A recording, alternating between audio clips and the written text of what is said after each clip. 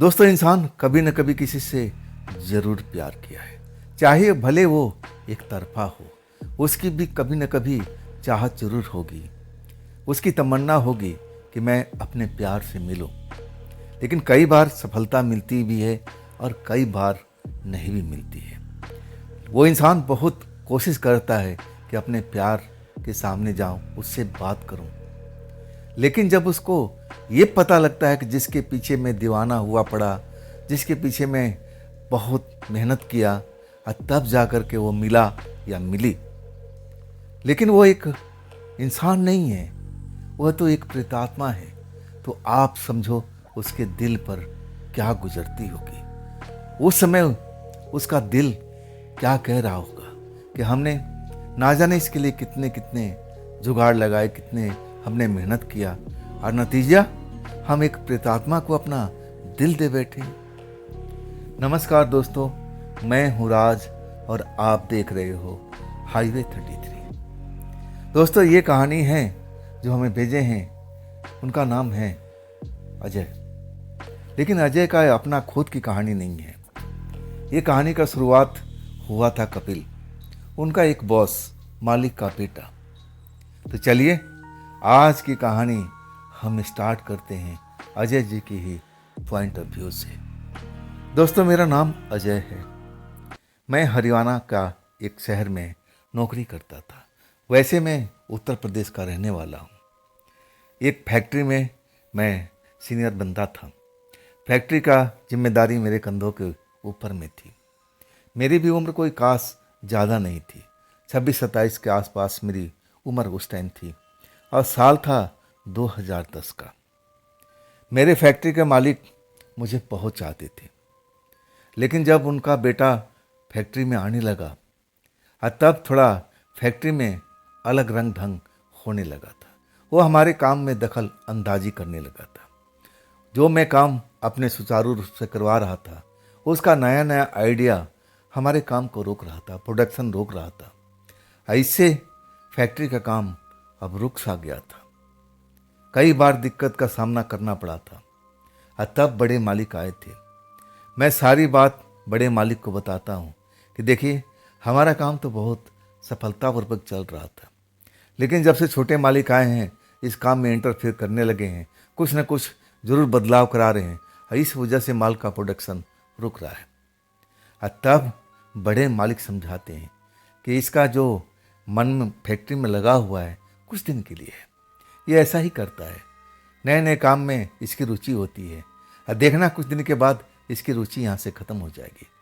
अभी तो जैसा कर रहा है, अब ऐसा ही इसको संभाल लो, कोई बात नहीं है, हम जो घाटा होगा उसको बर्दाश्त करेंगे। लेकिन इसको रोकना टोकना नहीं, जैसा ये करना चाहता है इसको करने दो, इसकी मन को दुख ना पहुँचे। मैं समझ गया था कि बड़े लोग की बड़ी बात है। अब ये घाटा चाहे कितने का भी हो, मालिक तो झेल जाएंगे और इनको क्या फ़र्क पड़ता है। फ़र्क पड़ता है हम जैसे गरीब व्यक्ति को। खैर, हमने तो अपना जो भी था संभाल लिया था काम धाम को। जैसा पहले चल रहा था वैसा तो अब नहीं चल रहा था। प्रोडक्शन बहुत लेट हो रही थी। और वो जो मालिक का लड़का था ना, उसका नाम था कपिल। वो दोपहर के बाद में आते थे, 2-2:30 बजे के आसपास, अपनी चमचमाती हुई कार लेकर के, और फिर हमारे काम में रुकावट डालते थे। वो कहते थे कि ना, ये काम ऐसे नहीं होता है, मैं विदेश में रह के आया हूँ, मुझे पता है ये काम कैसा होना चाहिए। लेकिन जिस काम में हाथ डालते ना तो उसका बंटाधार जरूर हो जाता। लेकिन मालिक का ऑर्डर था, बड़े मालिक का ऑर्डर था, इसलिए मैं कुछ बोल ही नहीं पाता था, खामोश रहता था। अब उनके हाँ में हाँ मेरा मिलाना मजबूरी हो गया था। मैं कहता था ठीक है, हम आपके अनुसार ही काम करेंगे, आप हमें रास्ता बताइए। और तब उस काम में वो जुट जाते, खुश हो जाते कि चलो हमारी बात को सब लोग सुन रहे हैं।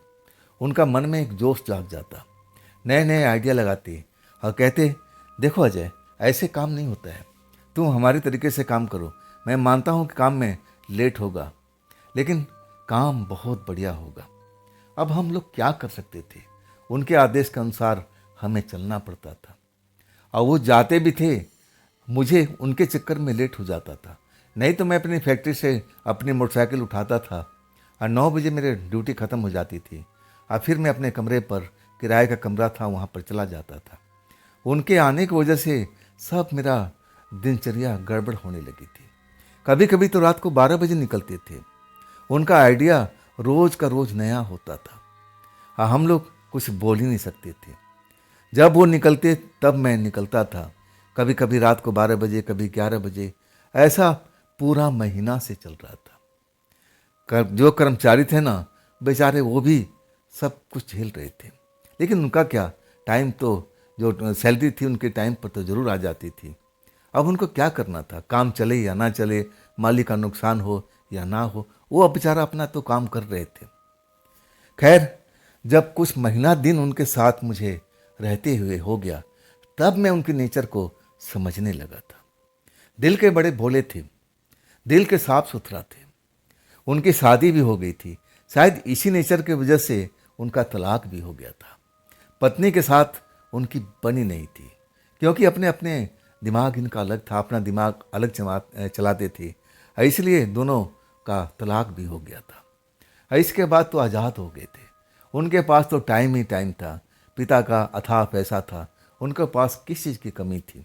सब कुछ तो भगवान ने दिया हुआ था। नहीं दिया था तो हम जैसे गरीब इंसानों का। अब धीरे धीरे मैं भी उनको समझने लगा था। इतने बुरे इंसान नहीं थे जितना मैं शुरू में समझता था। एक रिश्ता बनता गया। मुझे वो भाई की तरह मानने लगे थे और मैं भी उनको उसी नज़र से देखने लगा था।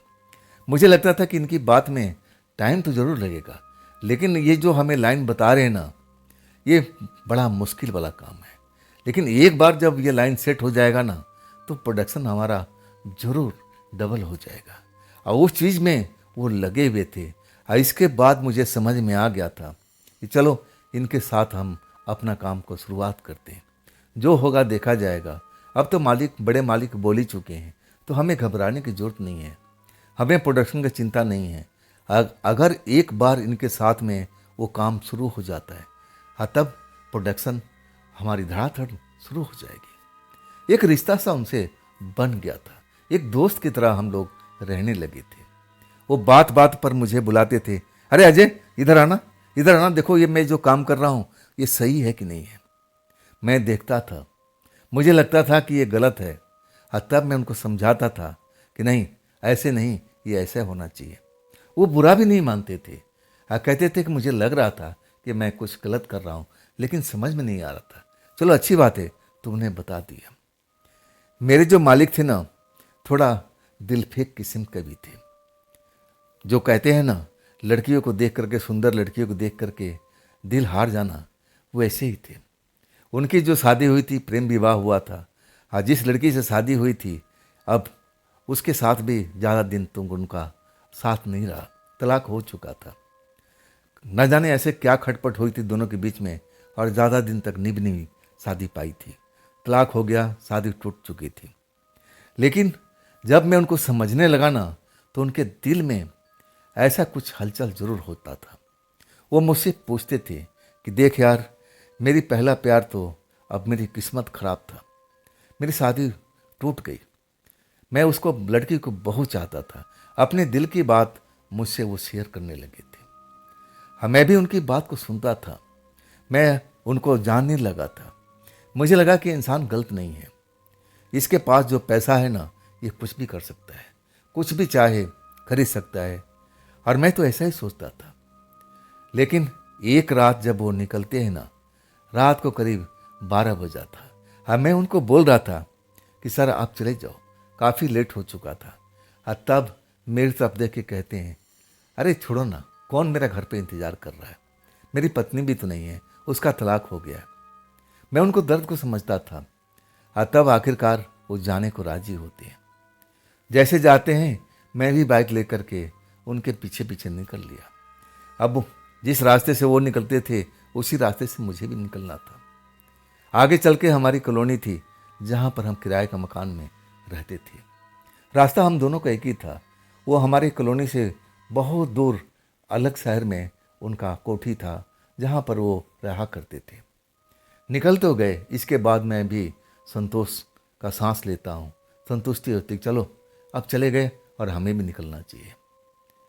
लेकिन जब मैं अपने बाइक लेके चलता हूँ ना, तब उनकी कार एक सुनसान जगह पर खड़ी हुई दिखाई देती है। उनकी कार का नंबर मैं पहचान लिया। अब मैं हैरान रह गया, आखिर इनकी कार यहाँ पर रुकी कैसे है, बात क्या है, कार में कोई खराबी आ गई है।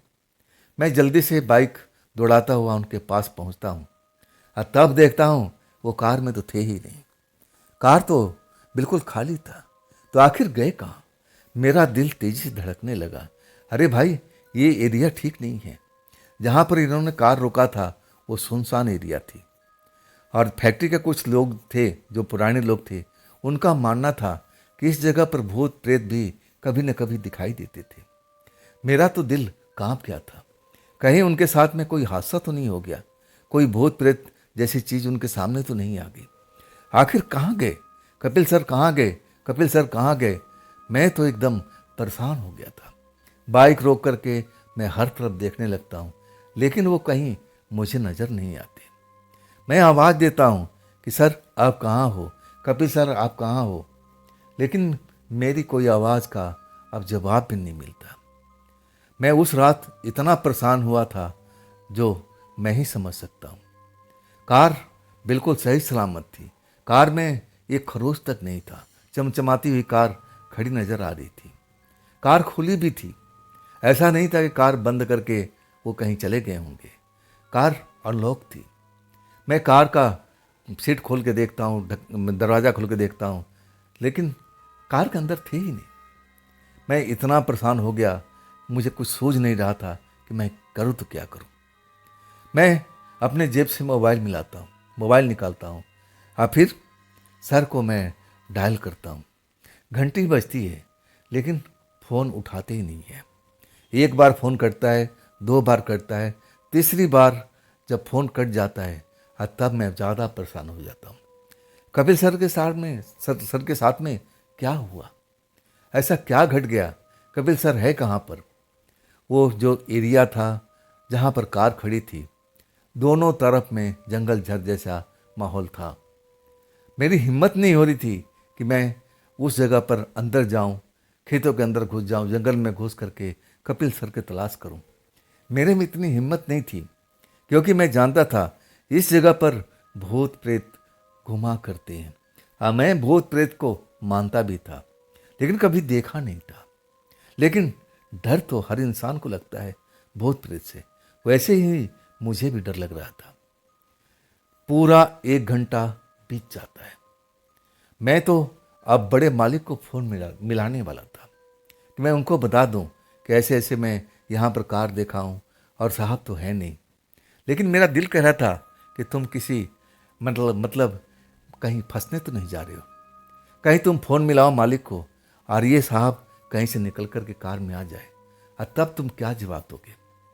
मेरा मन कहने लगा नहीं नहीं, अभी थोड़ा इंतज़ार कर लो, इसके बाद जो होगा देखा जाएगा। मैं इंतज़ार करने लगता हूँ। आधी रात हो चुकी थी, हर तरफ सन्नाटा सन्नाटा पसरा हुआ था। मुझे नहीं लग पा रहा था कि मालिक किस दिशा में गए हैं, बाएं साइड में गए हैं, दाएं साइड में गए हैं, आखिर गए हैं तो किसके साथ गए हैं, कौन उनको ले गया है। जरूर ये भूत प्रेतों का काम होगा। पूरा 1 घंटे के बाद मालिक के हंसने की आवाज़ सुनाई देती है, वही हंसी जो झाड़ियों के अंदर से आ रही थी। मैं जब हंसी देखता हूँ तब मैं सिहर जाता हूँ। अरे, मालिक तो हंसते हुए दिखाई दे रहे हैं, दिखाई नहीं दे रहे थे उस टाइम में, उनकी हंसी मुझे जरूर सुनाई दे रही थी।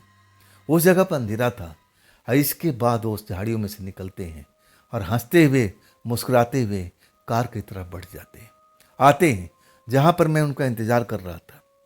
मुझे देख करके हैरान हो जाते हैं। हाँ, कहते हैं अजय तुम यहाँ पर कैसे खड़े हो? मैं उनको सही सलामत देखता हूँ तो मन में थोड़ा मन शांत होता है। मैं देखता हूँ कि कहीं उनको चोट वोट तो नहीं लगी है, कहीं उनके साथ में कुछ गलत तो नहीं हुआ है, लेकिन ऐसा कुछ भी नहीं हुआ था। वो तो मुझे देख करके हैरान हुए पड़े थे। हाँ, मैं उनको देख करके खुद ही हैरान था, ये झाड़ियों के अंदर से कहाँ से निकल रहे हैं। मैं उनसे पूछता हूँ कि साहब आप कहाँ गए थे, इस सुनसान जगह पर, ये जगह ठीक नहीं है, आप किसके साथ हंस रहे थे, कौन था आपके साथ में? मैं कई तरह का सवाल पूछ देता हूँ। और वो तो जैसे मुझे देख करके उनको शौक लग गया था। कह रहे थे, तुम यहाँ पर कैसे, तुम यहाँ पर कैसे? मैं अपने सवाल को दोहराता हूँ, मालिक आप किसके साथ हंस रहे थे? कौन था आपके साथ में? इस जगह पर आप कैसे रुक गए? कौन मिला था? कहाँ गए थे? आप मुझे बताइए, आप मुझे बताइए। और तब वो मुझ पर नाराज हो गए थे। कहने लगे, अजय तुम अपना बाइक संभालो और अपने घर पे चलो, कल हम बात करेंगे। अब इस टाइम में तो अपने घर जा रहा हूँ, मुझे नींद भी आ रही है। और उसके बाद वो कार में बैठते हैं और फिर कार दौड़ती हुई मेरे आंखों के सामने से निकल जाती है। मैं हैरान था। मैं बिल्कुल उनको देख करके हैरान जरूर था कि आखिर ये जंगल जड़ से कहाँ से निकल रहे थे, क्या हो गया इनके साथ में, कौन मिला था, किससे बात कर रहे थे, किससे साथ हंस रहे थे? मुझे तो कुछ समझ में नहीं आ रहा था। मैं भी अपना बाइक उठाता हूँ और उस जगह पर तो मैं रुकना भी नहीं चाहता था। मैं अपने घर आ जाता हूँ और सारी बात मैं सोचने के लिए मजबूर हो जाता हूँ। आखिर उस जगह पर क्या था? कपिल सर वहाँ क्या करने के लिए उतरे थे? किसके साथ हंसी मजाक कर रहे थे? कौन था वो या कौन थी वो? आखिरकार मैं थकान में चूर था और नींद आ चुकी थी। सुबह होता है, जैसा दिनचर्या मेरी रोज की होती है, और वही दिनचर्या फिर शुरू हो जाती है। नहाता हूँ, धोता हूँ, नाश्ता बनाता हूँ, खाना पैक करता हूँ और फिर अपने बाइक उठा करके फैक्ट्री में। मैं मालिक का आने का इंतज़ार कर रहा था। कपिल सर का मैं आने का इंतज़ार कर रहा था। वो अपने टाइम पर आते हैं, 2-2:30 बजे के आसपास आते हैं, मुझे अपने केबिन में बुलाते हैं। अजय मेरे पास में आओ। उनका बोल चाल का तरीका बिल्कुल बदला हुआ था। कपिल सर का बात करने का अंदाज बिल्कुल बदला हुआ था। मतलब जैसे मुझे बात करते थे, जैसे मुझसे मिलते थे, बिल्कुल बदल चुके थे। कड़क आवाज में मुझसे बोलते हैं कि तुम मेरे केबिन के अंदर में आओ। मैं डर जाता हूँ। आज तो मेरी नौकरी गई, आज तो मेरी नौकरी गई। अब मैं क्या करूँगा? मुझे फिर नई नौकरी की तलाश करनी पड़ेगी।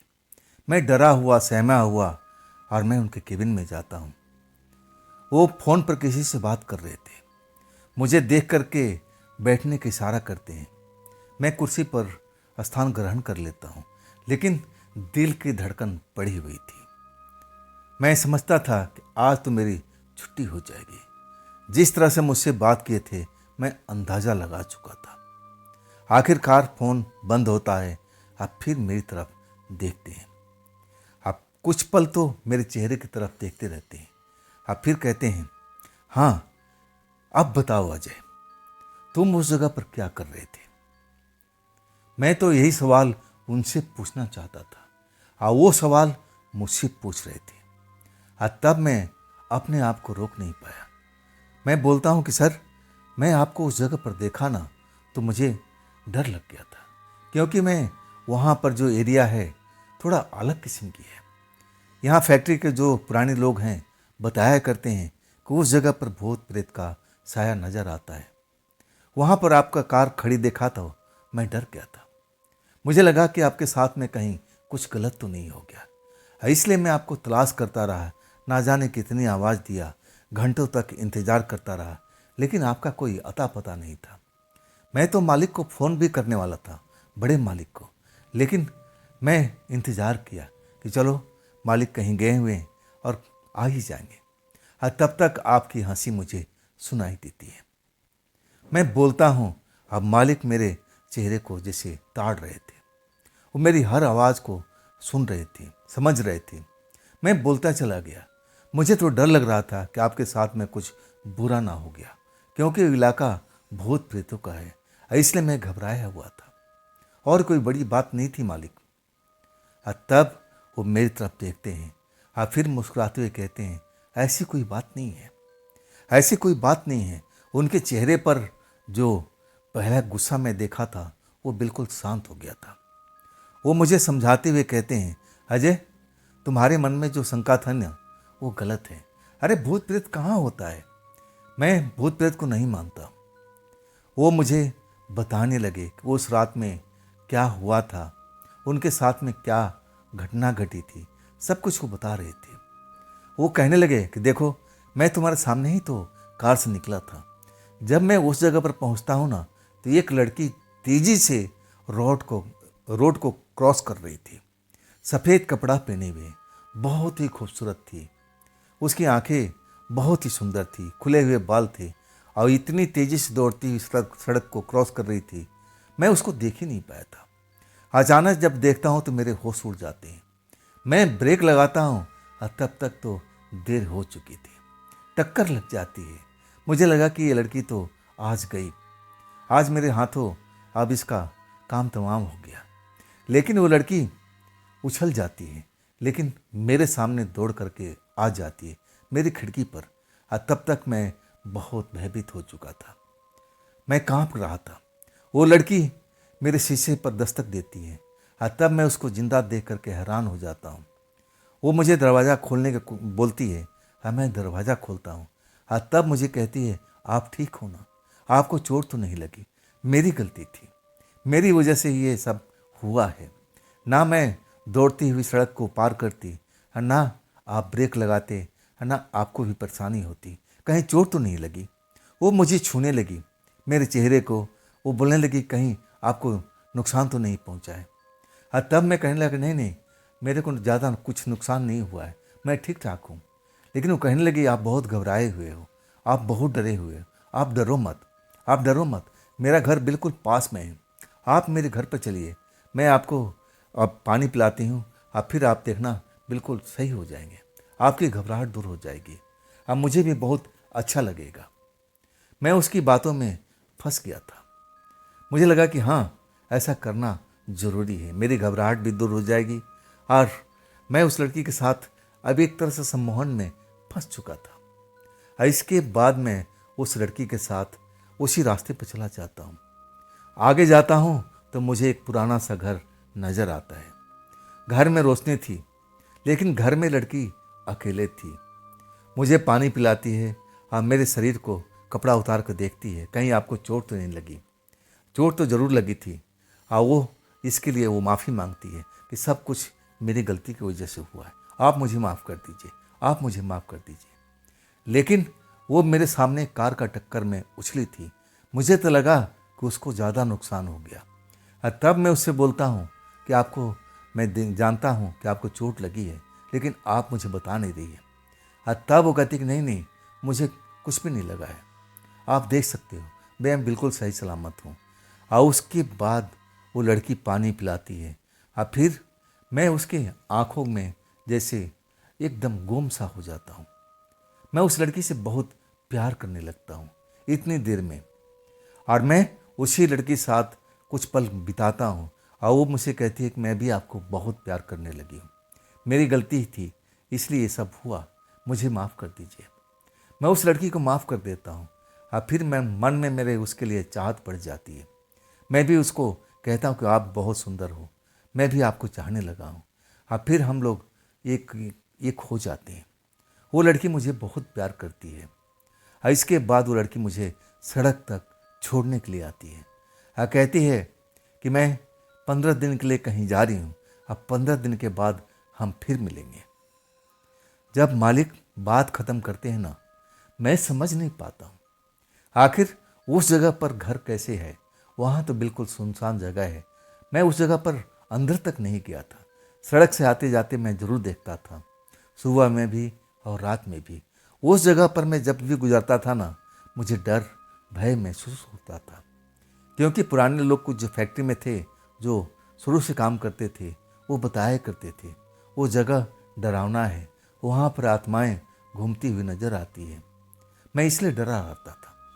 मैं मालिक को समझाता हूँ, कपिल सर को समझाता हूँ, देखिए मालिक, वहाँ पर जहाँ आपकी कार खड़ी थी ना, वो लोगों की नज़र में एक भूतिया जगह है। कहीं आप भूत प्रेत के चक्कर में तो नहीं पड़ गए?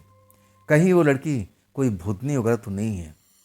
जिस तरह से उसका टक्कर हुआ आप बता रहे हो, उस टक्कर में उसको नुकसान तो पहुंचना चाहिए था। उसको कोई नुकसान नहीं पहुंचता है, उल्टा वो आपके पास में आती है, आपसे पूछती है। मैं उनकी बात सब कुछ दोहराने लगता हूँ और तब मेरे मालिक हंसने लगते हैं और कहते हैं, अजय, ऐसी कोई बात नहीं है। वो लड़की कोई भूत प्रेत नहीं है। मैं भूत प्रेत को बिल्कुल नहीं मानता हूँ। जैसा मैं लड़की की तलाश कर रहा था, मेरा मन को वो लड़की भाग गई है। अब मैं देखना उसी लड़की के साथ मैं फिर से शादी करूँगा। टाइम आने दो, अब तो कहीं वो बाहर गई हुई है, 15 दिन के बाद में लौटेगी, अब फिर हम लोग मिलेंगे। अब मैं उसके साथ अपना प्रेम संबंध आगे बढ़ाऊँगा। लेकिन मैं चाहता हूँ कि तुम इस काम में मेरी मदद करो। उसके परिवार के बारे में पूरी जानकारी मुझे निकाल के दो। ये तुम्हारा काम है और तुम इस काम को जरूर करोगे, ये मेरी ऑर्डर है। इतना तुम मेरे लिए कर सकते हो ना। वो लड़की से मैं पूछता रह गया कि आपके परिवार में कौन कौन है, और तब वो टाल गई थी। उसका कहना था कि आज हम पहली बार मिले हैं ना, फिर कभी मिलेंगे और तब मैं आपको पूरे परिवार से मिलाऊंगी। हमारा परिवार बस थोड़ी दूर पर एक दूसरा घर है, वहाँ पर रहता है, और कुछ परिवार मेरे साथ में यहाँ पर भी रहते हैं। लेकिन इस टाइम यहाँ कोई नहीं है, मैं अकेले हूँ, वो लोग कहीं बाहर गए हुए हैं। मैं उस लड़की के बारे में सब कुछ जानना चाहता हूँ। उसके परिवार में कौन कौन है, वो लड़की करती क्या है, सब जानकारी मुझे अब तुम ला के दोगे। जब मैं कपिल सर की बात सुनता हूँ ना, तो मैं थोड़ा डर जाता हूँ। मुझे लगा कि मुझे उस जगह पर जाना पड़ेगा जहाँ मैं जाने से हमेशा बचता हूँ। वो भूतिया जगह था, लोगों की नज़र में वो भूतिया था। वहाँ पर मुझे आते जाते डर भी लगा करता था। कपिल सर मुझे बता रहे थे कि देखो अजय, ये बात ना तो मेरे पापा को पता लगना चाहिए और ना ये बात यहाँ फैक्ट्री में किसी को पता लगना चाहिए। ये काम तुम चुपचाप करोगे। सारी जानकारी उसके परिवार के बारे में मुझे निकाल के दोगे, और ज़्यादातर लड़की के बारे में। लड़की एक्चुअल में है कौन और क्या करती है, सब जानकारी मुझे चाहिए। लेकिन ये मत बोल देना कि वो तो लड़की कोई प्रेतात्मा थी, कोई भूतनी थी। ये मैं सुनना नहीं चाहता हूँ। वो लड़की कोई प्रेतात्मा नहीं है, ना वो कोई भूतनी है। वो हमारे तुम्हारे जैसे इंसान है। मैं उसको बहुत चाहता हूँ और उसके बारे में मैं सब कुछ जानना चाहता हूँ। क्या करती है, क्या होता है उसके परिवार में, क्या लोग काम धंधा करते हैं, कौन कौन है उसके परिवार में, सब बातें मुझे बिल्कुल साफ साफ चाहिए। अब तुम्हारी ड्यूटी है। खबरदार, ये बात मैं फिर से दोहरा रहा हूँ, मेरे पापा को और ना यहाँ किसी भी इंसान को इस बार पता लगना चाहिए इस बात को। मैं सुनता हूँ ना तो मैं घबरा जाता हूँ। अब मैं क्या करूँ? उस जगह पर तो लोग बाग की नज़र में वो जगह भूतिया है। मैं उस जगह को आते जाते हुए जब मैं उधर देखता हूँ तो मुझे लगता है कि अंदर में कुछ हलचल हो रही है, और तब मैं उसे उधर से नज़रें घुमा देता हूँ। पूरे शरीर में एक डर की लहर दौड़ जाती है, क्योंकि मैं सुना था ना उसके बारे में। लोग बाग हमारी फैक्ट्री को बताया करते थे कि वो जो जगह है ना, जो बिल्कुल वीराना से पड़ा हुआ है, वहाँ पर भूत प्रेत घूमते हुए नजर आते हैं। ऐसे में ज़्यादा डरता था। लेकिन जब मालिक, छोटे मालिक मुझे आदेश देते हैं ना, तब मुझे लगता है कि अब तेरी नौकरी ज़्यादा दिन की नहीं है। क्योंकि मालिक विश्वास करने वाले नहीं थे कि जिस खूबसूरत लड़की से मिले थे वो प्रेतात्मा तो हो ही नहीं सकती। मुझे अब इसी बात का सबसे बड़ा झंझट लग रहा था कि अब मैं कैसे करूं, कैसे साबित करूं, कैसे मैं उसको पता लगाऊं, उसके बारे में सब कुछ बातें। मुझे लगने लगा कि चलो मैं देखता हूं, जो होगा देखा जाएगा। नौकरी रहेगी या ना रहेगी ये तो मैं नहीं जानता, लेकिन अब मुझे जो काम दिया हुआ है उसको तो मुझे करना ही पड़ेगा। और आखिरकार सुबह सुबह मैं फैक्ट्री आता हूँ, पूरा काम स्टार्ट करवा करके। और जब मालिक आ जाते हैं 2-2:30 बजे, और तब मुझे भेजते हैं और कहते हैं अजय, मैं अब आ गया हूँ ना, मैं यहाँ का काम संभाल लूँगा, अब तुम जाओ, उसके बारे में सब कुछ पता लगाओ, इत्मीनान से, जल्दीबाजी नहीं। और उसके बाद मैं अपने बाइक उठाता हूँ। हिम्मत नहीं होती है कि दोपहर के टाइम में और मैं उस जगह पर जाऊँ। मुझे डर लगता था। कई बार तो मैं गया भी नहीं। मैं किसी न किसी चाय दुकान पर, किसी ढाबे में बैठ कर के समय निकाल देता हूँ। मैं लौट के आता हूँ और तब मालिक कहते हैं, हाँ क्या हुआ, कुछ पता चला उस लड़की के बारे में, उसके घर बारे में किसी को कुछ पता चला? और तब मैं कहता हूँ मालिक, मैं उस जगह पर बहुत अंदर तक गया था, मुझे कोई घर दिखाई नहीं दिया। मैं अंदर तक हर तरफ में घूम के आ चुका हूँ, मुझे कोई घर नहीं दिखाई दिया। तब जो मेरे मालिक थे, छोटे मालिक, नाराज हो जाते थे। कहते थे तुम भटक गए हो, तुम उस जगह पर पहुंच नहीं पा रहे हो, वहाँ पर इकलौता घर है और उस लड़की कहना है उससे थोड़ी ही आगे में उनका परिवार रहता है। तो मतलब वहाँ कोई बस्ती, कोई गांव, छोटा मोटा ही सही होना तो चाहिए। तुम सही ढंग से तलाश नहीं कर पा रहे हो, तुम कल फिर जाना। और तो मेरी ऐसे ही ड्यूटी लग गई थी। कई बार मैं सोचता था कि चलो आज मैं जाऊंगा, लेकिन हिम्मत जवाब देता था। मैं हर बार आकर के मालिक से झूठ बोलता था कि मालिक मुझे वो घर मिला ही नहीं।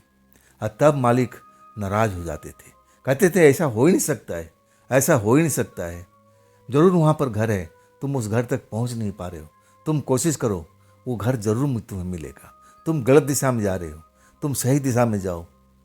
और इसके बाद मैं लाचार हो गया था कि कब तक मालिक से झूठ बोलूँगा। अब तो मुझे ये काम करना ही पड़ेगा। अंदर से हिम्मत जुटाता हूँ और फिर एक दोपहर को जब मालिक भेजते हैं अब मैं चल देता हूँ। इस बार मैं किसी चाय दुकान पर नहीं, किसी ढाबा पर नहीं बैठता हूँ।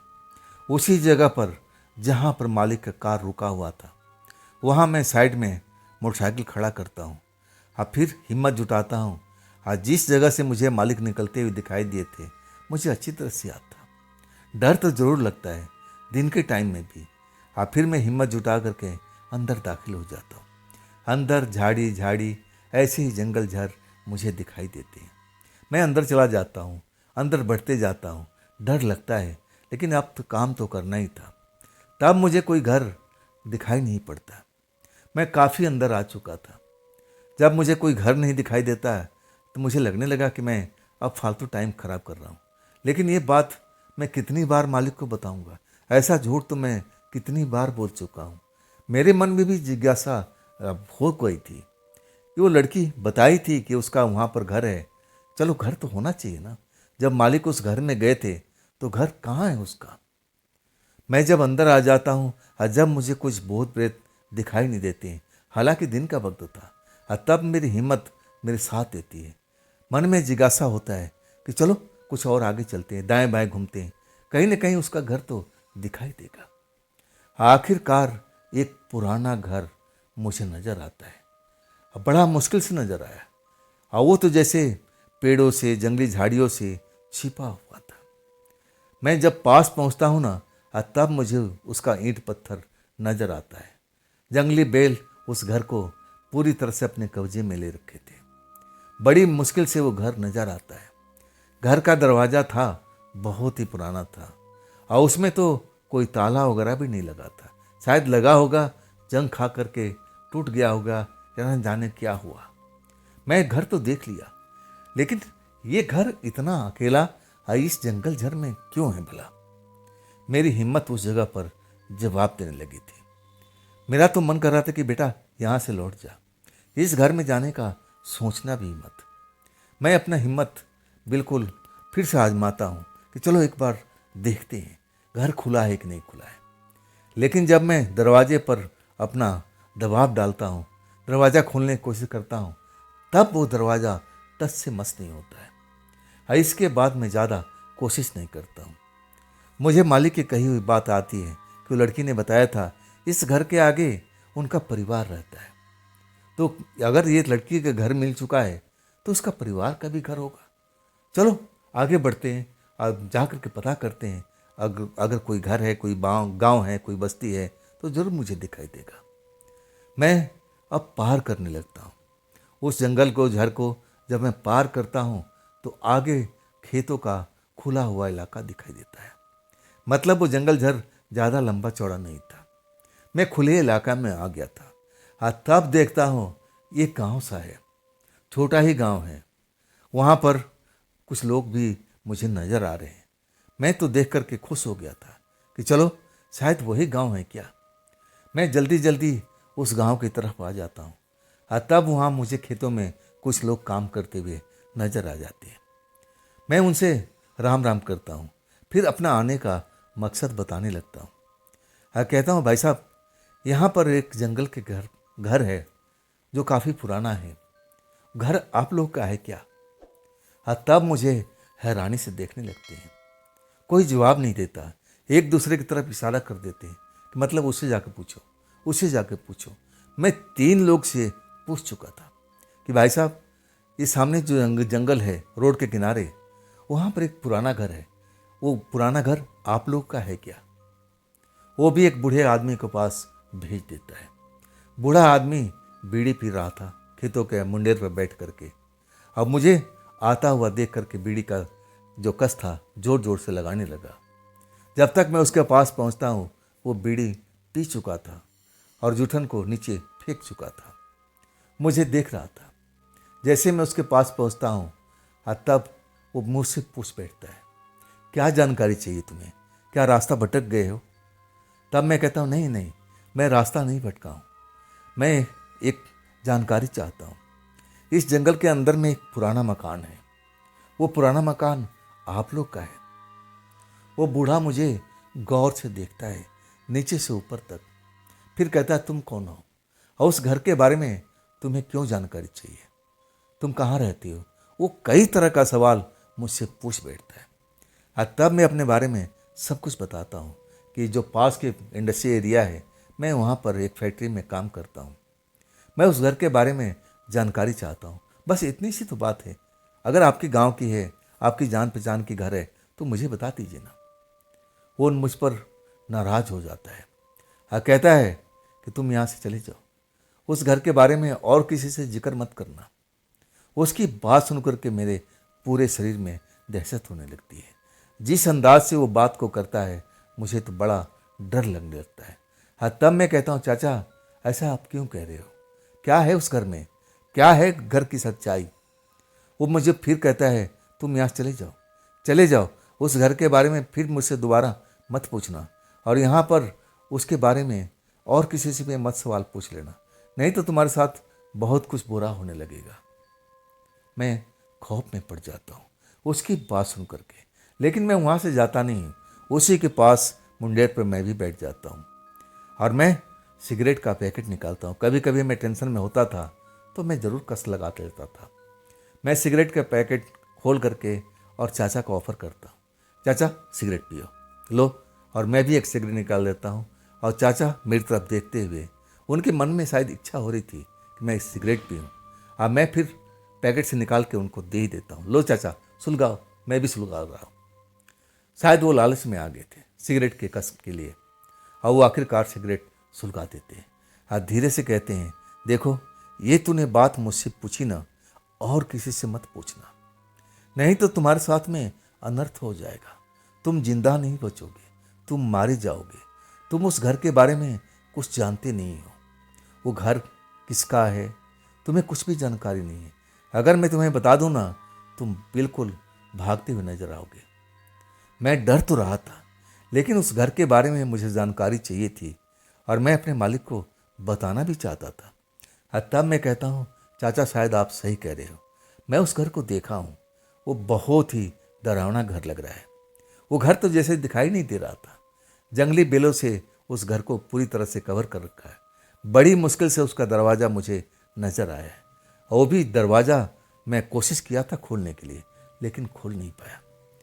वो बूढ़ा व्यक्ति जिसको मैं चाचा कर रहा था, वो मेरी तरफ देख करके जैसे वो गुस्से में हो रहा था, तुम उस दरवाजे को खोलने की कोशिश किया था, तुम उस दरवाजे को खोलने की कोशिश किया? तब मैं कहने लगा, कोशिश जरूर किया था चाचा, लेकिन खुला नहीं। आखिर उस घर का राज क्या है? आप मुझे बता दीजिए, मैं किसी को नहीं बताऊंगा। मैं आपसे वादा करता हूँ कि मैं यहाँ से चुपचाप चला जाऊँगा और कभी भी लौट के आपके पास बिल्कुल नहीं आऊँगा। बस इतनी सी जानकारी दे दो, ये घर किसका है और उस घर में रहने वाला कौन है। चाचा एकदम शांत हो गए थे, सिगरेट का कस लग चुका था और वो मेरी तरफ देख रहे थे। शायद उनके मन में तरह तरह का सवाल चल रहा था, ये बात मैं इस लड़के को बताऊं या ना बताऊं। आखिरकार वो बोलने के लिए तैयार हो जाते हैं। कहते हैं, तुम क्या पूछना चाहते हो उस घर के बारे में? किसका है घर? तुम सुनना पसंद करोगे?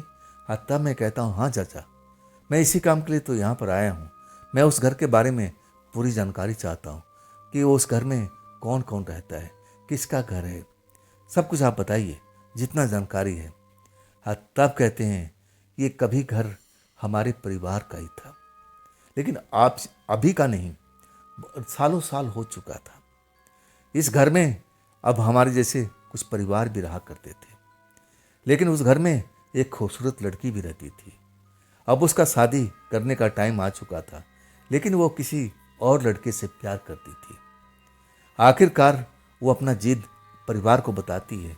अब परिवार के लोग अब अपना अपना जो उनका मन की बात था वो बता देते कि नहीं बेटा, शादी तो तुम हमारी करने से करोगी, ये प्यार वार हम कुछ नहीं जानते, तुम अपनी मर्जी से शादी नहीं कर पाओगे, जहाँ हम चाहते हैं वहीं तुम्हारा शादी होगा।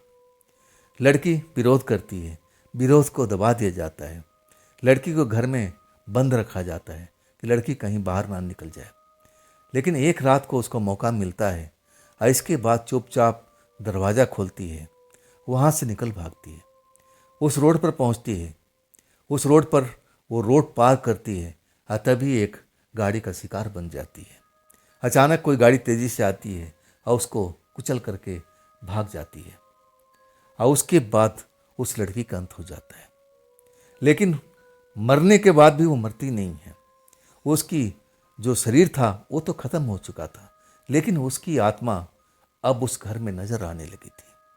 वो आत्मा लोगों को, जो परिवार के मुखिया थे, परिवार के सदस्य थे, सबको परेशान करने लगी। वो कहती थी, आप लोगों ने मुझे मारा है, आप लोग की वजह से मैं मरी हूँ, अगर मैं मर गई हूँ तो आप में से कोई नहीं बचेगा, मैं सबको दंड दूंगी, किसी को जिंदा नहीं छोड़ूंगी। इसके बाद बहुत उसके साथ में तांत्रिक को बुलाया गया, पूजा पाठ करवाया गया। कुछ दिन तक शांत रहती थी और फिर उसका वही रवैया फिर हो जाता था। वो नजर आती थी, लोगों को परेशान करती थी, कई बार कुछ लोगों को मारने की कोशिश भी किया। आखिरकार उस घर से लोग छोड़ करके दूसरी जगह चले जाते हैं और इसके बाद वो घर बिल्कुल खाली हो जाता है। वो प्रेतात्मा उसी घर में रहने लगती है। अब तो लोग बाग जान चुके थे कि वो घर प्रेतात्मा वाला है, वहाँ तो आसपास भी कोई नहीं भटकता है। आज देखो बहुत लंबा अरसा हो चुका है, वहाँ पर अब थोड़ा बहुत जंगल झड़ था और देखते देखते वो घर भी जंगल के अंदर आ गया। अब तो वहाँ पर किसी की हिम्मत नहीं होती है कि उस घर तक जाएं, देखें कि घर सही सलामत है या नहीं है। मैंने भी एक बार मन बनाया था, लेकिन मेरी भी हिम्मत नहीं हुई। मैं जानता हूँ कि वो प्रेतात्मा आज भी उसी घर में रहती है, अगर वहाँ पर कोई भी जाएगा तो उसको जिंदा नहीं छोड़ेगी। तुम बेटा ये क्यों सवाल पूछ रहे थे, इस घर से तुम्हारा क्या चक्कर है? तब मैं कुछ बोल नहीं पाता हूँ, अब बस कहता हूँ, चाचा हमने उस घर को देखा था, इसलिए मन में सवाल आ गया था। अब मेरा सवाल सब कुछ समझ में आ गया है, अब मैं कभी आपके पास नहीं आऊँगा, मैं अब जा रहा हूँ। इसके बाद मैं वहाँ से लौट आता हूँ, मैं फैक्ट्री आता हूँ। मुझे पता था कि जब मैं ये बात बताऊँगा ना, मेरे मालिक, छोटे मालिक बिल्कुल विश्वास नहीं करेंगे, और उन्होंने मुझे पहले ही बता दिया था कि मैं किसी प्रेतात्मा और ऐसी शक्ति के बारे में मैं बिल्कुल बिल्कुल नहीं जानता हूँ, ना ऐसी शक्ति होती है।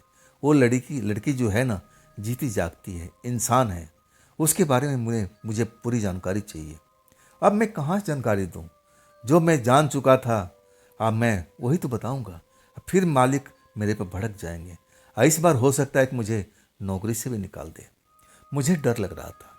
मैं चाय की दुकान पर बहुत समय व्यतीत किया, मन को शांत करता हूँ और फिर सोचता हूँ कि जो होगा देखा जाएगा, जो सच्चाई है मुझे तो बतानी ही पड़ेगी।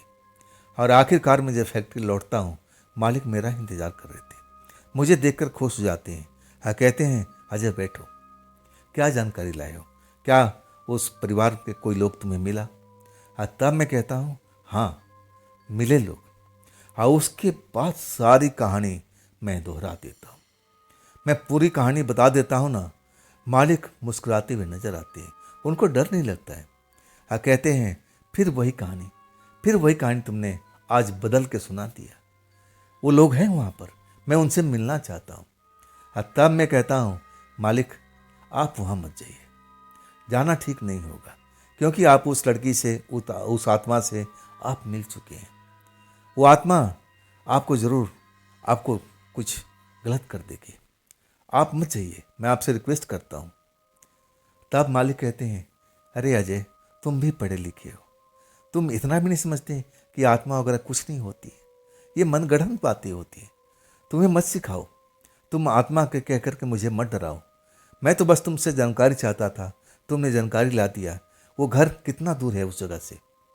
मैं चाहता नहीं था कि मैं बताऊं, लेकिन मजबूर कर दिए। तब मैं बताता हूँ कि आप उस जगह को पार कर लोगे, आगे खेतों के इलाका आएगा, और इसके बाद एक छोटा सा गांव वो नज़र आता है। वहाँ पर मुझे वो बूढ़ा चाचा मिले थे, और उनसे मैं सब कुछ ये बात समझ करके आपको बता रहा हूँ। आप मत जाइएगा वहाँ पर, वो बूढ़ा चाचा बहुत नाराज़ हैं, वो गुस्सा हो जाएंगे। बड़ी मुश्किल से मुझे सब कुछ बताए थे, शायद आपको बता भी ना पाए। तब मालिक कहते हैं, ये मेरा काम है, मैं देखूंगा, मैं उनसे बात करूंगा, जो भी होगा देखा जाएगा। मैं तो ज़रूर जाऊंगा उस गांव में, पता करूंगा, तुम अपना काम करो। मेरे मन को बड़ा शांति मिली।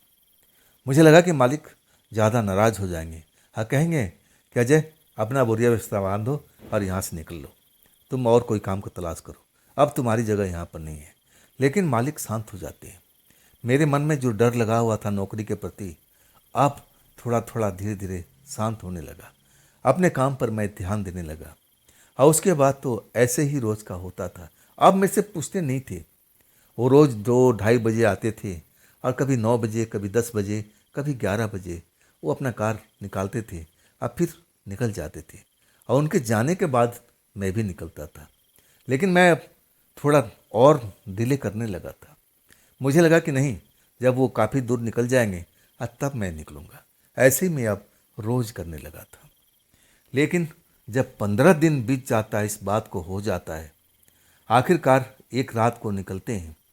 अब मैं उन डिले करके जाता हूँ। आधा घंटा के बाद जब मैं उस जगह पर पहुँचता हूँ, तब फिर मालिक का कार खड़ी नज़र आती है उसी जगह पर। तभी मुझे ध्यान आ जाता है कि मालिक ने बताया था वो लड़की फिर 15 दिन के बाद मिलने का वादा किया। मुझे ध्यान आ जाता है, अरे आज तो पूर्णमासी की रात है, आज तो 15 दिन हो चुका है। मेरे मन में डर एकदम बैठ गया था। मैं कार को देखता हूँ, बिल्कुल कार खाली पड़ी थी, मतलब मालिक उसके घर में जाके चले गए हैं। मेरा हिम्मत नहीं हुआ कि मैं मालिक को आवाज़ लगाऊं, लेकिन मैं मालिक को छोड़ करके जाने का सोच भी नहीं सकता था। मुझे लगा कि भाई, अब मुझे मालिक का इंतज़ार करना चाहिए। मैं एक पेड़ के ओट में जा करके अपने बाइक खड़ा करता हूँ, और फिर कार पर निगाह रखने लगता हूँ। पूरे 1.5 घंटे के बाद मालिक हंसते हुए नजर आते हैं, और जैसे किसी के हाथ में हाथ दे रखे हों, उससे बात करते हुए, मुस्कुराते हुए, और वो मुझे दिखाई दे रहे हैं।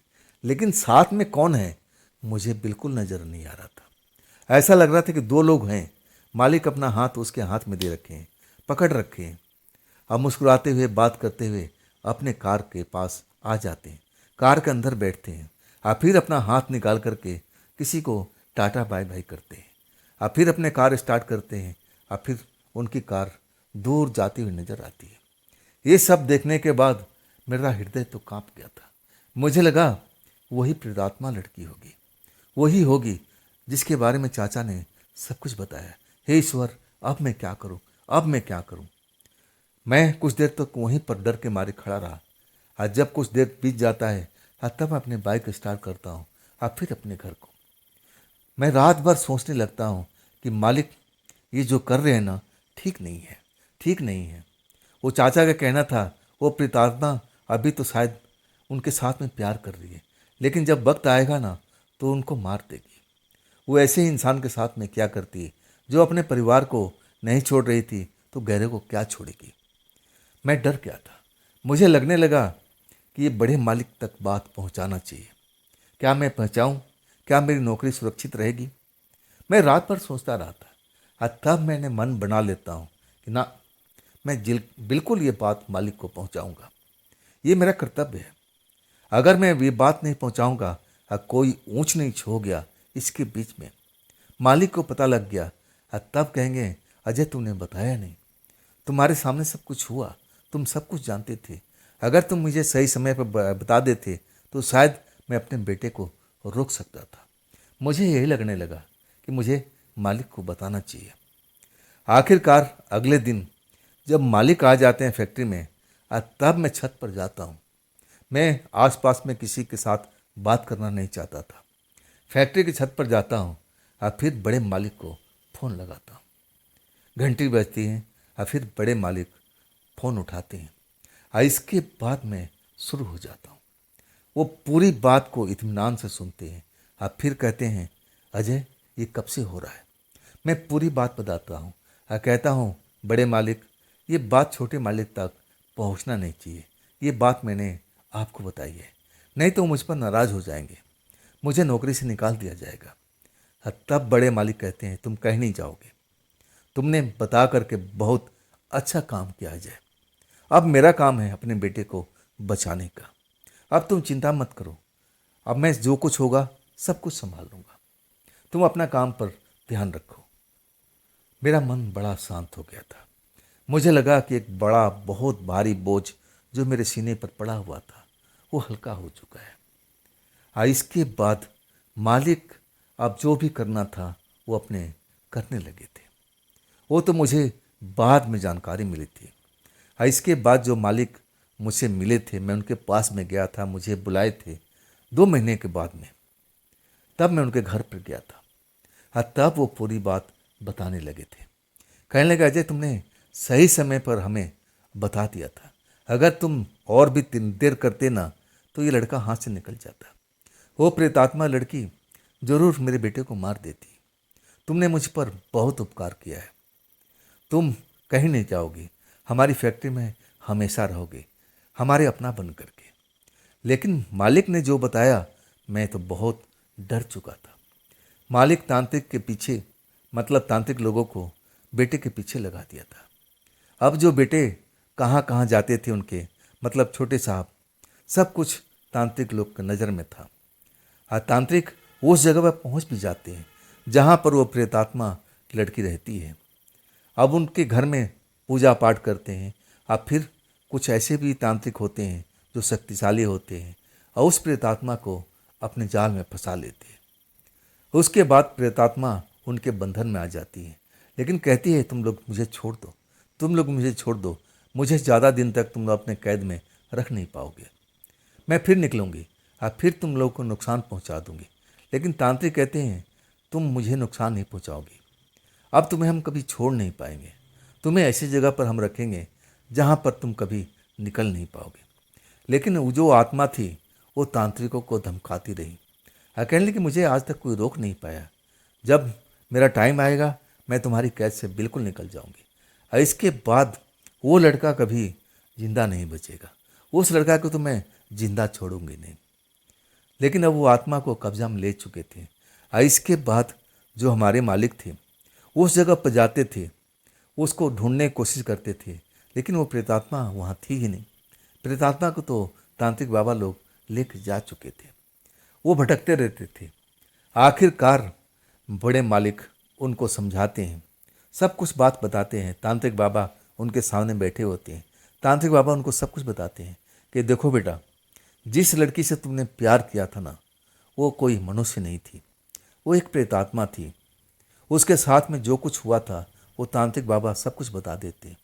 तुमने एक प्रेतात्मा से प्यार किया था और वो तुम्हें ज़्यादा दिन तक जिंदा नहीं रखती, कुछ ही दिन के बाद वो तुम्हें मार देती, तुम्हारी आत्मा को अपने काबू में रख लेती और तुम सदा सदा के लिए उसके पास चली जाती।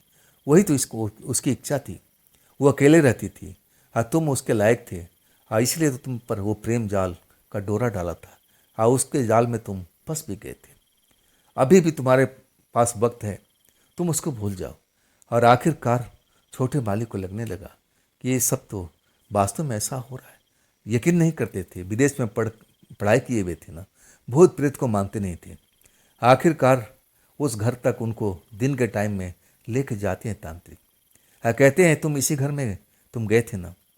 उस घर को देख के हैरान हो जाते हैं। कहते हैं, घर तो ऐसा ही था, ऐसा ही घर था। तब जा कर के उनको सब कुछ पता चल जाता है कि मैं तो एक गहरी साजिश का शिकार हो गया था, मैं तो एक प्रेतात्मा के चंगुल में आ गया था।